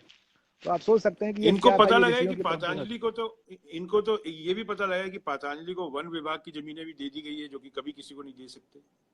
पता लगा है, मतलब आई एम नॉट श्योर क्या उसमें सच्चाई है। क्या बोल रहे हैं आप? फिर से बोलिएगा एक बार, जमीन को लेकर के इनको जो। पतंजलि को वन विभाग की भी जमीनें दे दी गई है, वन विभाग की, जहाँ पे वन होता है, जहाँ पे हाँ वन, वो जमीनें तो किसी को हाँ नहीं हाँ पड़ती, इनको जमीन दी गई है। उत्तराखंड में या हाँ, कहीं ये पे जमीन वन विभाग की जमीन। नहीं, यूपी में दी गई है। यूपी यूपी में में दी दी गई गई। है, नोएडा के पास में। हाँ, नोएडा के पास में इनको जमीनें दी गई हैं। जो वन विभाग की जमीनें थी वो सरकार ने दे दिया। ऐसा नहीं यूपी में दी गई हैं, यही यही सेम कहानी हरियाणा में भी हुआ है। हरियाणा में भी ऐसा नहीं, जहां पर बीजेपी की सरकार है उनको सब जगह बाबा को अच्छे ढंग से प्रमोट किया गया है और अच्छी सस्ती जमीनें उनको दी गई है। इसलिए आजकल बाबा जो है वो बीजेपी के खिलाफ नहीं बोलते। अब उनके सरकार में उनको एफडीआई से कोई दिक्कत नहीं है, अब उनको काला धन से कोई दिक्कत नहीं है। मतलब देश के अंदर कोई भी समस्या आ जाए बाबा को कोई दिक्कत नहीं है, क्योंकि उनकी कंपनी फल फूल रही है। उनको महाराष्ट्र के अंदर जमीन मिली है, उनको तमाम जगहों पे जमीनें मिल रही, जहां भी बीजेपी सरकार वहां पहुंचते हैं तो उन्हें जमीनें मिल जाती हैं। आप सोच सकते हैं कि बाबा रामदेव जाते हैं लालू के पास और एक लालू वाली क्रीम फेमस हो जाती है, क्योंकि वो लालू को जाकर क्रीम लगाते हैं, जबकि बाबा को पता है कि लालू भ्रष्ट हैं, उनके ऊपर काले मतलब भ्रष्टाचार का आरोप है, वो जेल में जाने वाले हैं और जेल से बेल पे छूट के आए हुए हैं। उसके बाद क्रीम पोतने चले जाते हैं, किसके लिए? क्योंकि उनकी सरकार है वहां पर और उनको वहां पर फैक्ट्री लगानी थी, तो उस फैक्ट्री लगाने के लिए उनको सब कुछ भूल गए। यही सेम कहानी मुलायम परिवार के साथ वो कर रहे थे। मुलायम परिवार भी भ्रष्ट है, इसमें कोई दो राय नहीं है। उनके ऊपर भी उतने सारे चल रहे हैं केस, तो उनके पास आय से अधिक संपत्ति कहाँ से आ गई। लेकिन ये बीजेपी कांग्रेस सब मेहनत की हुई है कि उनके फांसी नहीं होना चाहिए, लेकिन लालू मैनेज में नहीं आए तो लालू को उन्होंने लटका दिया ठीक है, और उनको जेल में पहुंचा दिया। तो इनका सीधा सिद्धांत है, जो सत्ता में लोग बैठे हुए हैं उनका काम यही होता है कि जो उनके विपक्ष में है उनको मैनेज करो, मैनेज ना हो तो उनको उठा के जेल में डाल दो। हालांकि चोर तो सारे हैं, कोई ये नहीं कह सकता कि मैंने अपने खुद की कमाई से कोई चुनाव लड़ा है, क्योंकि सारे लोग नंबर 2 के पैसे से चुनाव लड़ते हैं, कोई भी पॉलिटिकल पार्टी हो। इसीलिए इन्होंने जो फाइनेंस बिल अभी पेश किया है उसमें उन्होंने यही किया कि जितना भी विदेश से काला धन इन्होंने लिया था चुनाव के आपका थोड़ा लड़ने के माइक लिए, ऐसे रखना, आपका थोड़ा सा माइक सामने रखना। हाँ, पॉलिटिकल पार्टियों ने जितना भी चंदा लिया था विदेशों से, वो सारे चंदे को उन्होंने साफ कर दिया कि अब इसमें किसी की जांच नहीं होगी। और सोचने वाली बात अरविंद केजरीवाल पे आ जाता हूँ कि इसी मुद्दे को लेकर के अरविंद केजरीवाल को फंसाया गया था कि अरविंद केजरीवाल को विदेश से फंडिंग हो रही है, खालिस्तानी इनको फंडिंग कर रहे हैं, इनको पाकिस्तानी फंडिंग कर रहे हैं, इनको सीआईए फंडिंग कर रहा है। वो तमाम देशों के नाम लिए गए जो भी पाकिस्तान को मतलब केजरीवाल को फंडिंग कर रहा है। तो मतलब पहले ये घोषित किया गया कि ये आदमी जो है ये विदेशी आदमी है और विदेशियों के फंडेड है, क्योंकि ये कांग्रेस और बीजेपी को खत्म करने की बात कर रहा है। तो इसको इतना बदनाम कर दो कि इसके साथ कोई खड़ा ना हो। लेकिन देखिए देश का कितना बड़ा दुर्भाग्य है कि जो बीजेपी 30 सीट पाई थी वो 3 सीट पे पहुंच गई, बदनाम करते करते। वास्तविकता ये है कि आप जिसको बदनाम करेंगे नाम तो उसी का होगा। जब देश का प्रधानमंत्री किसी के खिलाफ बोलेगा तो अगला आदमी तो फेमस होगा ही होगा, इसमें तो कोई दो राय नहीं है। तो मैंने क्या कहा कि आपका बिल्कुल निगेटिव बिल्कुल। प्रचार हो या पॉजिटिव प्रचार हो, प्रचार होंगे तो आप जाहिर सी बात है कुछ ना कुछ तो गेम बनेगा ही बनेगा। जब मतलब ये सोचने वाली बात है कि सीरिया आईएसआईएस के आतंकवादियों को हिंदुस्तान का किसी आदमी ने देखा नहीं था, लेकिन उसको दिखाया किसने? टीवी ने। सारे चैनल सुबह से लेकर शाम तक आईएसआईएस ही दिखा रहे हैं। एक और मुझे घटना तो आपको कई बार बताना चाह ये रहा हूँ। भी शक होता है, मुझे तो कई बार ये भी शक होता है धनंजय जी की आईएसआईएस के जो झंडे एकदम से निकलते हैं, कहीं ये लोग ही तो नहीं निकालते, किसको क्या पता कौन है ये। नहीं एक बार याद है कश्मीर नहीं के नहीं, ऊपर आईएसआईएस के झंडे लहराए थे, वो 3 आदमी कहाँ गए, वो गायब ही हो गए, वो कौन थे वो आदमी? ये दरअसल ये जो आप वीडियो हम लोग देखते हैं, इस वीडियो के बारे में बताना चाहता हूँ कि आपने उत्तर कोरिया का जो शासक है आज तक उसने भारत के खिलाफ एक शब्द नहीं बोला है, एक शब्द भी उत्तर कोरिया शासक ने नहीं बोला है। और भारत से उसके व्यापारिक रिश्ते बहुत अच्छे हैं। लेकिन हिंदुस्तान की जो मीडिया है वो सुबह से लेकर शाम तक मतलब एक एक दिन मतलब उसको तानाशाह, गुंडा, माफिया, बहन को वो जो मार ट्रम्प दिया, का झगड़ा होता भाई है ना को मार उसका। दिया, हाँ बाप को मार दिया, एजेंडा मतलब क्योंकि एजेंडा वहां सेट हो रहा है। तो उन्होंने उसका इतना बदनाम मतलब हिंदुस्तान का बच्चा बच्चा जो है आज के डेट में उस तानाशाह को जान गया है। अपने देश का प्रधानमंत्री भले वो ना जान पाए रक्षा मंत्री कौन है, लेकिन वो जान गया कि उस देश का तानाशाह को ऐसा पूरी दुनिया में उसको प्रचारित कर दिया गया। वही सेम एजेंडा है कि आईएसआईएस को कोई नहीं जान रहा था, उसको जनाया हमारी मीडिया ने कि ये जानेंगे तो हमारा मार्केट, हमारी टीआरपी बढ़ेगी। वो गोली मार दिया, देखिए गला काट दिया। और जो बात वीडियो की हो रही है ना, तो ये बाकायदे ये वीडियो जो है वो कुछ एजेंट है जो क्रिएट करते हैं किसी को बदनाम करने के लिए। जैसे सद्दाम हुसैन को बदनाम किया गया था कि उसके पास रासायनिक हथियार है, तो ये जब किसी को बदनाम मारना होता है तो उसको बदनाम कर देते हैं पहले कि उसके साथ कोई बिल्कुल खड़ा ना हो बिल्कुल पाए। बिल्कुल जैसे बिल्कुल। आप भारत के अंदर देख रहे ये हैं जो, कि कैसे किसी को बदनाम किया जा हाँ रहा है। जैसे आपको मारना हाँ, होगा या मैं, हमको मारना होगा, महाप्रसाद महावीर प्रसाद खिलेरी को मारना होगा, पहले बदनाम किया जाएगा कि ये तो देशद्रोही थे, ये तो सीआईए के एजेंट थे, हमने इनको मार करके बहुत अच्छा काम किया, ठीक है, हमने देश को बचा लिया टूटने से। नहीं तो ऐसे लोग तो देश तोड़ देते। तो आप एक बात समझ और सकते हैं बताइए, मतलब क्या आडवाणी जी स्थिति की है। क्या स्टोरी, एक बात थोड़ी इस पे भी थोड़ा सा बता दीजिए कि आडवाणी जी की क्या स्टोरी है, बीजेपी में आडवाणी जी अब क्या थे, क्या हो गए, कैसे उनका ऐसे करा, मतलब क्या हुआ उनके साथ एकदम से, ऐसी क्या हो गया कि आडवाणी जी को देखिए, बिल्कुल ही अलग कर दिया इन लोगों ने, और किस तरह अलग किया? अब ये तो बहुत अच्छी राजनीति, इसके बारे में आपको बताना चाह रहा हूँ कि गुजरात के अंदर जब मोदी जी मतलब सीएम बने, तो सीएम बनते समय उन्होंने क्या हुआ कि वहां पर अस्थिरता फैल गई थी, तो आडवाणी जी ने उनको दिल्ली भेजा कि आप दिल्ली से सीधे चले जाओ, जाकर सीएम बन जाओ वहां पर। वो सीधे जाकर वहां पर सीएम बन गए। तो फिर उन्होंने वहां पर जो राजनीति करनी शुरू की, उसने क्या किया, शंकर सिंह बघेला हो, केशु भाई पटेल हो, जो उनके वरिष्ठ नेता थे, जो उनके सहयोगी थे मोदी जी के, जो खासम खास लोग थे, यहाँ तक कि प्रवीण तोगड़िया हो, तो सारे लोग उन्होंने पहले वहां साइड किया, वहां की राजनीति में, मतलब वहां जो उनके खिलाफ, मतलब उनसे जो बड़े पद वाले लोग थे या उनसे जो योग्य लोग थे, उन सबको उन्होंने साइड मार दिया, और सारे लोग वहां पर साइड हो गए, कोई बचा नहीं वहां पर मैदान में, सब अलग अलग हो गए, सब अलग थलग पहुंच गए। उसके बाद फिर उन्होंने जो, अब राष्ट्रीय राजनीति में क्योंकि उनको आना था, तो उनको ये लगा कि हमारे सामने जो रोड़ा है वो आडवाणी जी हैं या मुरली मनोहर जोशी हैं, ऐसे बड़े बड़े जो चेहरे हमारे लिए रोड़े हैं। तो आप देख लीजिए कि बाकायदे जो मुरली मनोहर जोशी की सीट थी, क्या नाम है, बनारस की, उस सीट को मोदी जी ने छीन लिया। उसके बावजूद भी मुरली मनोहर जोशी जबरदस्ती जाकर के कानपुर से चुनाव लड़े हैं। गनीमत यह है कि चुनाव वो जीत गए, नहीं तो उनको तो बिल्कुल घुसने नहीं देते। और आज मुरली मनोहर जैसी जैसा योग्य आदमी जो है वो लटका हुआ है, उसको भी कोई पद, कोई मंत्रालय नहीं दिया गया। और जो लोग चुनाव हार गए थे उन लोगों को मंत्री बना दिया, जिसमें जेटली साहब भी हैं और स्मृति ईरानी जी भी हैं और तमाम ऐसे नेता हैं स्मृति कि ईरानी भी तो चुनाव, है। हाँ, स्मृति हाँ, ईरानी। मतलब वही जो लोग चुनाव हारे हुए हैं उनको बकायदे मंत्री पद दिया गया, और जो लोग चुनाव जीते उनको कुछ नहीं दिया गया। आडवाणी जी के साथ भी यही हुआ। अभी आडवाणी जी की जो घटना है, जिस समय ये चल रहा था कि मोदी जी को जो है प्रधानमंत्री को उम्मीदवार घोषित किया जाए, तो मोदी जी के नाम पे एक सेना बनी थी, मोदी आर्मी। तो जो मोदी आर्मी बनी थी, वो तीनों जैन संचालित कर रहे थे, जिसके लोगों ने जाकर के आडवाणी जी को थप्पड़ मारा था, और उसमें क्या बात कर महावीर रहे भाई हो भी आप? शामिल। हाँ, उसमें महावीर थप्पड़ भाई भी मारा? शामिल थे। हाँ, महावीर भाई भी शामिल थे उसमें, उस घटना में। मैंने बाद में भाई बहन से बात किया कि आप लोग कर क्या रहे हैं, मतलब इस तरह की राजनीति थोड़ी होती है। आप लोग तो मतलब देश के साथ, मतलब देश को कलंकित करने वाली बात कर रहे हैं। एक वरिष्ठ आदमी जो है इतना सब कुछ किया और आप उसके साथ ऐसा कर रहे हैं। और आडवाणी जी को बदनाम कैसे किया गया एक शब्द के ऊपर, कि आडवाणी जी ने क्या किया, जिन्ना की मजार पे जाकर माथा टेक लिया था, और उस माथा टेकने के ऊपर उनकी पूरी राजनीति को सत्यानाश कर दिया गया। यशवंत सिंह ने एक किताब लिख दी थी, उस किताब के नाते उनका पूरा करियर सत्यानाश कर दिया गया कि आपने जो है वो, क्योंकि जैसे आप हिंदू मुसलमान के प्रेम की बात करोगे तुरंत इनको खटक जाएगा कि आप प्रेम की बात कैसे कर रहे हो। हम कह, जिन्ना गलत था, उसने जो गलती की, लेकिन उसकी गलती का मतलब ये थोड़ी है उसको गोली मार दोगे आप। जो गलत था उसने गलत किया, उसके कर्मों का फल उसको मिल गया। लेकिन आप उससे नफरत, एक तरह आप गांधी की बातें करते हैं कि आप बुराई से नफरत, मतलब बुराई से नफरत करिए, बुरे व्यक्तियों से नफरत मत करिए, मतलब व्यक्ति से नफरत मत करिए, उसकी बुराई से नफरत करिए। लेकिन यहाँ पर क्या हो रहा है, उसकी बुराई से नफरत नहीं, उस व्यक्ति से नफरत किया जा रहा है। और काम वो सारा वही कर रहे हैं जो जिन्ना कर रहा था। वो भी देश तोड़ने का काम कर रहा था, ये लोग भी देश तोड़ने का काम कर रहे हैं। तो नफरत उसके काम से नहीं है, उसके नाम से है। तो आप समझ सकते हैं कि इनका एजेंडा कितना क्लियर है। जब इन्होंने आडवाणी जी को नहीं छोड़ा, तो बाकी और किसको छोड़ देंगे? किसके लिए? कि ये रास्ते से हट जाएं, और उनको हटा दिया इन्होंने। अभी उनको राष्ट्रपति बनाने की बात चल रही थी, तो इन्होंने सीधा क्या किया, वो केस खुलवा दिया जो सीबीआई के हाथ में चल रहा था, राम मंदिर वाला। अब आडवाणी जी को जेल जाना पड़ेगा, तो इसलिए जो है अब आडवाणी जी राष्ट्रपति नहीं बन सकते। तो उन्होंने एक ऐसा आदमी ढूंढा जिसको कोई नहीं जानता हो देश में, उसको उठाकर उन्होंने राष्ट्रपति बना दिया कि जो मोदी जी बोलेंगे या जो बीजेपी बोलेगी वही करेंगे, वो दूसरा कुछ नहीं करेंगे। और आज स्थिति ये है कि देश पूरा का पूरा जो है ना, ऐसे चक्रव्यूह में फंसा है कि सोच नहीं सकते। ऐसा नहीं कि मैं मोदी के खिलाफ हूं या कांग्रेस के खिलाफ, बीजेपी, मैं किसी के खिलाफ नहीं हूँ। हम किसी के, मैं वो तो हमने ये शुरू में ही देख, बोल दिया, हम किसी के खिलाफ नहीं। हाँ, कि हम खिलाफ और किसी के नहीं है।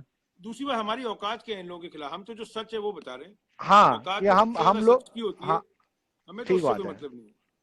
हम ठीक तो बात है। एक चीज और बताइए, हाँ, ये बाबा राम रहीम के पूरे एम्पायर के अंदर, पूरी किंगडम के अंदर कौन कौन से पॉलिटिशियन का पैसा था?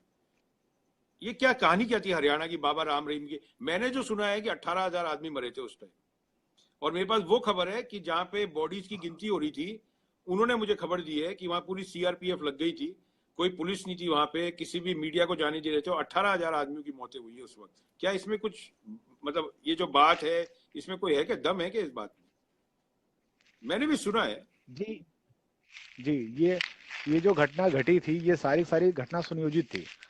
अब जब सरकार को ये पता था कि अगर राम रहीम आएंगे तो यहाँ पर दंगे हो सकते हैं, अगर उनके खिलाफ मतलब क्या नाम है, अगर सरकार कार्रवाई करती है तो, उसके बावजूद भी वहां पर लोगों को पहुंचने दिया गया। सिस्टम से कि सारे लोगों को इकट्ठे होने दिया गया। जो कांग्रेस बीजेपी के नेता थे रामविलास शर्मा, जो कुछ दिन पहले बाबा के जन्मदिन पे, 3-4 दिन पहले बाबा के जन्मदिन पे जाकर के 25 लाख रुपए का गिफ्ट देकर आए थे कि बाबा बहुत अच्छा काम कर रहे हैं आप। और उसके बाद उन्होंने ये कहा कि पुलिस कोई कार्रवाई ना करे, ये बाबा के भक्त हैं, ये किसी प्रकार की कोई हिंसा नहीं करेंगे, इनको आप जाने दीजिए। तो ये सारे के सारे लोग कोर्ट के बाहर जमा होने दिया गया और इकट्ठा होने के बाद इनके ऊपर जो घटना घटी, जो फैसला सरकार ने सुनाया, हालांकि फैसला नहीं सुनाया था, बस इतना कहा था कि इनको जेल में डाला जा रहा है और इनको फैसला जो है बाद में सुनाया जाएगा। उसके बाद जो है इतना बड़ा ड्रामा हुआ कि वहां पर गोली चलाई गई और पकादे मारा गया, लोगों को आग लगा दिया गया और पूरा का पूरा प्रोपोगंडा क्रिएट किया गया। और इतना बड़ा मतलब वो हुआ कि सोच भी नहीं सकते आप। जो आप घटना बता रहे हैं ना मरने की मारने की, तो बहुत सारे लोगों को मार दिया गया, किसी का कुछ पता नहीं लगा। हाँ, मुझे तो और यही खबर पता लगी थी।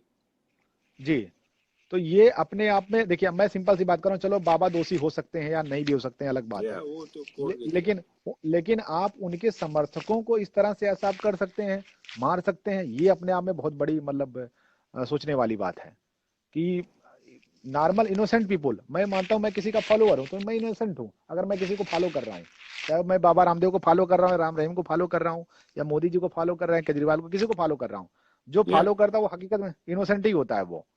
और उस इनोसेंट आदमी की जान ले लेना, ये कौन सा मतलब अपने आप में वो है मानवता है, और कौन सी सरकार की मानवता है। और जो घटना घटी थी हरियाणा के अंदर, आप, मैं तो हरियाणा में दंग रह गया कि हरियाणा में देखिए इतने घटनाएं घटी, चाहे वो जाटों के साथ उनके ऊपर गोलियां चलाई गई हो, चाहे वो किसानों के ऊपर मारा गया हो, चाहे वो ये जो रामपाल वाली घटना हुई हो, उसके बाद राम रहीम की घटना हुई हो, मतलब हर घटना में जो है वो पूरी की पूरी सरकार जो विफल नजर आई।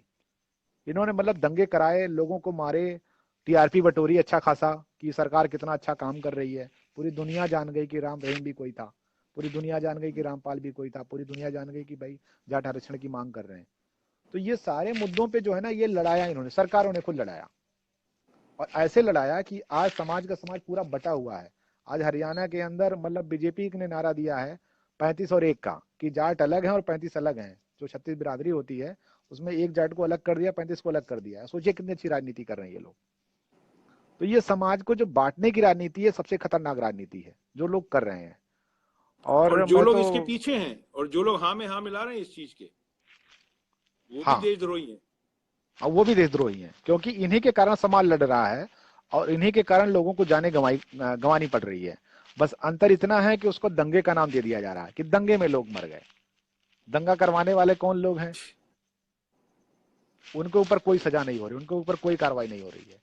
एक दंगे तो आखिरी इन्हीं क्वेश्चन मैं आपसे पूछूंगा, जो बहुत सारे अपने दोस्त पूछे जा रहे हैं कि ये जो वोटिंग मशीन है ईवीएम, इसके बारे में कुछ आपको जी पता है? ये क्या है, कि क्यों ये बार बार इल्जाम लगते हैं, क्या है जी, कहानी, ये क्या है? देखिए, ये आपने आपने एक बहुत अच्छा क्वेश्चन आपने कर लिया।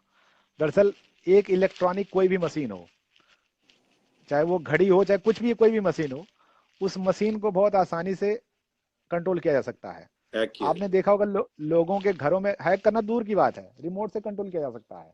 आप एक घटना देखिए कि लोगों के, दिल्ली के अंदर की मैं बात कर रहा हूँ, कि जो मीटर से बिजली चलती है, जैसे मीटर वाली बिजली जो होती है, उस मीटर वाली बिजली को लोग रिमोट से कंट्रोल करते हैं और अपने इच्छा अनुसार मीटर चलाते हैं, अपने इच्छा अनुसार मीटर बंद कर देते हैं। हमारे तो आप अमेरिका सोच में सकते सब हैं जगह है। मेरा जो हाँ फोन है उसके ऊपर ऐप है, मैं यहाँ से अपने घर की लाइटें ऑन कर देता हूँ, पानी चला देता हूँ, घर का हाँ दरवाजा बंद कर दूंगा मेरे फोन से। हाँ, नो तो कोई भी प्रॉब्लम। इलेक्ट्रॉनिक, हाँ, तो कोई भी इलेक्ट्रॉनिक आइटम है तो उसको बहुत आसानी से कंट्रोल किया जा सकता है, इसमें किसी प्रकार की कोई दो राय नहीं है। और ईवीएम को तो दुनिया ने, आप बता दीजिए भारत को छोड़ के दुनिया में कौन से देश में ईवीएम का प्रयोग हो रहा है? जो देश ईवीएम भारत को सप्लाई कर रहा है, जो चिप बना रहा है, वो जापान खुद अपने देश में ईवीएम नहीं चला रहा है। सोचने कुछ वाली बात है। टेक्नोलॉजी के लोग हैं, कुछ टेक्नोलॉजी के लोग हैं, वाइस प्रेसिडेंट लेवल के हैं पैनासोनिक कंपनी में, वो 2-4 दिन में अपनी इसी प्लेटफॉर्म पे आएंगे और वो बताएंगे कि कहाँ पे चूक हो रही है, असल में कहाँ चूक हो रही है वो बताएंगे। 35-35 साल से इस इंडस्ट्री में है। तो हम, हमारे पास, हमारे अपने, ये तो आपकी भी मुहिम है, सभी की है, इस प्लेटफॉर्म पे सब जी वो लोग आ रहे हैं जो कि देशभक्त हैं। और मैंने जो शुरू में आपको इंटरव्यू से पहले कहा था कि आपकी शक्ल किससे मिलती है, आपको याद है? मैंने कहा था आपकी शक्ल, जी आपका पहनावा शहीद भगत भगत सिंह जी से मिलता है। वो ही मेरे दोस्त है जी जिनको मैंने कहा था कि मैं आपको फोटो जी, भेजूंगा उनकी। मैं बोल देता हूँ, आज मैंने जो जो इसके, आपने मैंने बताया आज इसके है ऊपर एक वो पोस्ट। एकता में ही ताकत है भाइयों। आप लोग छोटी छोटी बातों में जी लड़िए मत, छोटी छोटी बातों में अपना ध्यान मत बटने दीजिए। सब देश का भला चाहते हैं, हम लोग सब आपका भला चाहते हैं। और मैं शुरू से एक चीज बोलते आ रहा हूँ, देश में गरीबी थोपी गई है, देश गरीब है नहीं।